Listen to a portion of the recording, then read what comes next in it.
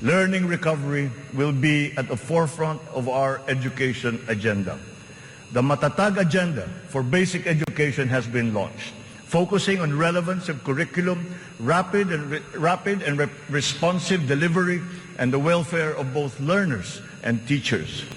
We are augmenting as well our school workforce. 90% of the newly created teaching positions have now been filled, while additional administrative personnel have been hired to unburden the teachers of any extra load. Taking to heart the lessons of the pandemic, alternative delivery modes and blended learning methodologies have been adopted to ensure unhampered learning. Additional social safety nets, such as school-based feeding programs, are also being implemented. Learners will be made more resilient. Our public schools and facilities are being increased and fortified. The shortage of classrooms and facilities is being addressed. Aside from new construction, schools and facilities are being retrofitted to become ready for the future, ready for hybrid and high-tech learning, and also climate-ready and disaster-proof.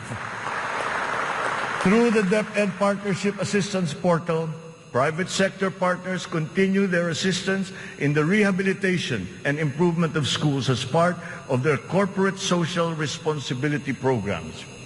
We are recalibrating the K-10 curriculum to ensure that it is always relevant, responsive, and at par with international standards. Literacy and numeracy skills need to be strengthened. The virtue of good citizenship and sense of community are also now integrated into our curriculum. We continue to exhaust all efforts to keep our young people away from the sinister influences in the dark corners of society. We are making available to them their participation in formal schooling, alternative learning, non-diploma courses, or in technical vocational education and training, or TVET. TVET continues to prove itself to be an empowering educational intervention. There are many examples of how its graduates have gone on to secure competitive technical jobs. Since last year, more than 1 million Filipinos graduated from the TVET, one-third of whom were TESDA scholars. More and more of our higher education institutions have reached world-class status. This year, 52 Philippine HEIs have been included in the World Universities rankings compared to just 15 last year.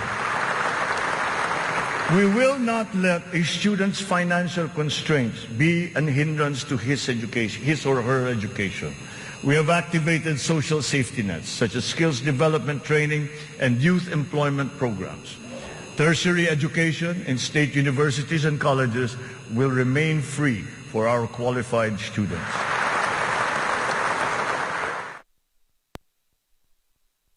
For that, we have not limited ourselves to the local economy, but we have looked to the global economy for partnerships and agreements. Our independent foreign policy, a friend to all and enemy of none, has proven effective.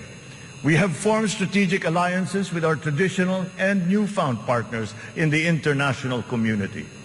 We have embarked on foreign trips to promote the interest of the country for peace building and for mutually beneficial purposes. These economic missions have yielded an estimated total investment value of 3.9 trillion pesos or 71 billion US dollars, with a potential to generate 175,000 jobs.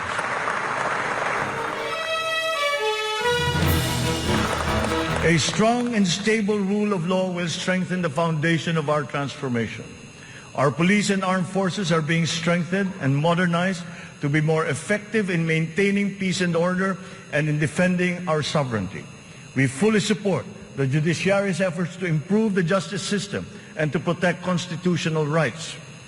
The campaign against illegal drugs continues, but it has taken on a new face.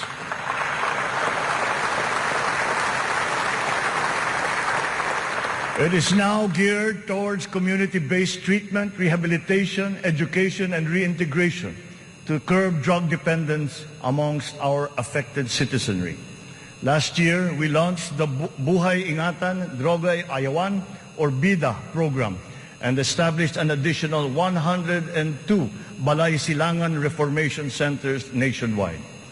We will relentlessly continue our fight against drug syndicates, shutting down their illegal activities,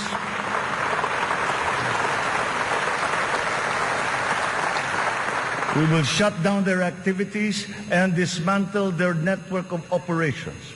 Unscrupulous law enforcers and others involved in the highly nefarious drug trade have been exposed. I will be accepting their resignations.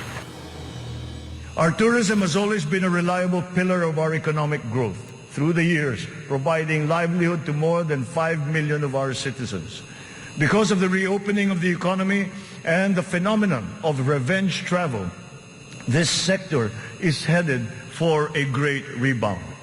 From January to June this year, we have received 3 million international visitors.